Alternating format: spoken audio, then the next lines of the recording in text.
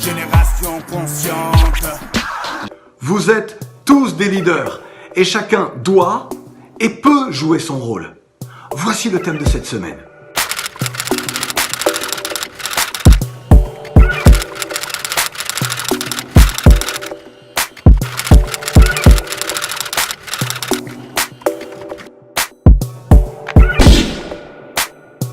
Les États européens qui ont pris part au financement de la Libye, en sachant parfaitement bien que la Libye est un état de non-droit, non sécurisé.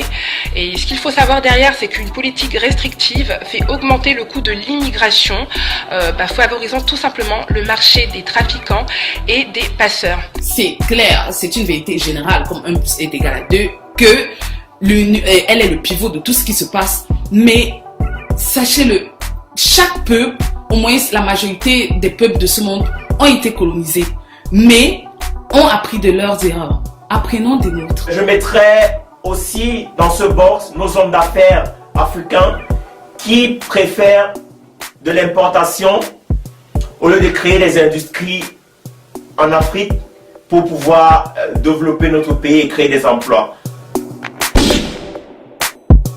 En tête de liste, je m'avais cité ici les présidents africains et leurs gouvernements qui réduisent leur peuple à l'indignité et contraignent la jeunesse à l'exil.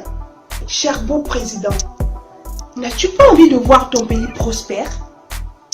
N'as-tu pas envie de voir appeler le continent africain première puissance mondiale?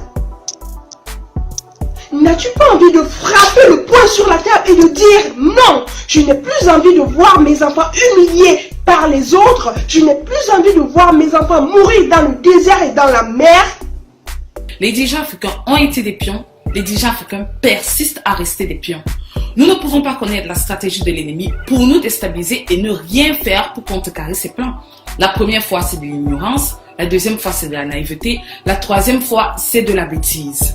Nos dirigeants africains ont signé des accords macabres dans le noir simplement pour se maintenir au pouvoir et de nous garder dans la pauvreté. Le problème de l'esclavage en Libye, ce ne sont pas les Libyens. Nous devons bel et bien savoir que le problème, ce sont les pays colonisateurs qui ont déstabilisé la Libye et qui continuent encore de piller l'Afrique par ce système de colonisation.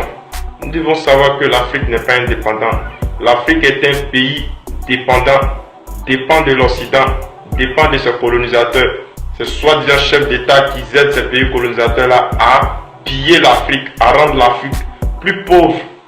Les véritables responsables de ce crime contre l'humanité sont ceux qui ont assassiné Muammar Kadhafi.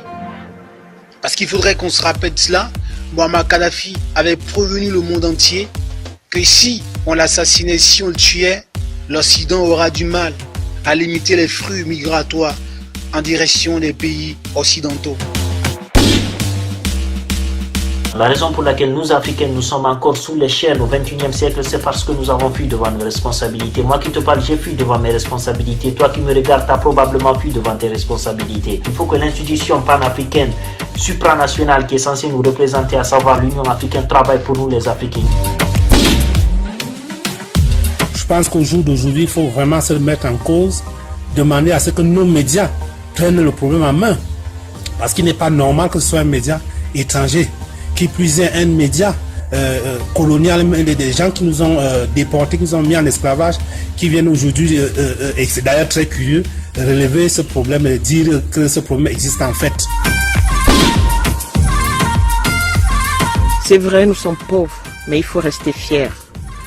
On ne laisse pas partir ces enfants ici. Je pense aux frères noirs qui vendent leurs frères. C'est aberrant de vendre son frère, son propre frère noir. De frapper son frère pour de l'argent. Africains, prenez vos responsabilités. Et prendre ces responsabilités commence là où on se trouve. Ça ne commence pas en Libye, ça commence là où tu es. Ça commence par arrêter de défendre les dictateurs. Dans le box des accusés, moi je mets essentiellement 3 catégories. Les dirigeants occidentaux, les dirigeants africains et la jeunesse africaine. Les occidentaux viennent chercher chez nous ce qu'ils n'ont pas chez eux pour vivre tranquille, c'est le cours normal de la vie. On a critiqué, on critique. Et c'est là qu'interviennent nos politiciens. Parce qu'ils doivent prendre des décisions qui vont servir aux pays africains, à la jeunesse africaine, aux populations africaines. Malheureusement, rien n'est fait pour que les jeunesses africaines s'en sortent. Rien n'est pris, aucune décision, aucune politique durable. Et même quand une politique est mise en route dans certains pays, elle est mal menée. La corruption s'en mêle, les gens se remplissent les poches et elles tombent dans les oubliettes. Conclusion, oui, sont condamnables ceux qui font les actes, sont condamnables également ceux qui sont à l'origine de ces actes et tout le monde doit, quelle que soit son origine, son nationalité, se lever et dire stop à nos dirigeants, aux dirigeants de nos voisins pour que tout ça s'arrête. Seul l'engagement de tous permettra l'avènement d'un monde plus juste, plus respectueux des plus faibles. Un autre monde est possible. C'est la mission de la génération consciente. Et la génération consciente, c'est vous. Conscient, génération consciente. Génération consciente, génération causante. Une génération consciente, c'est une génération causante.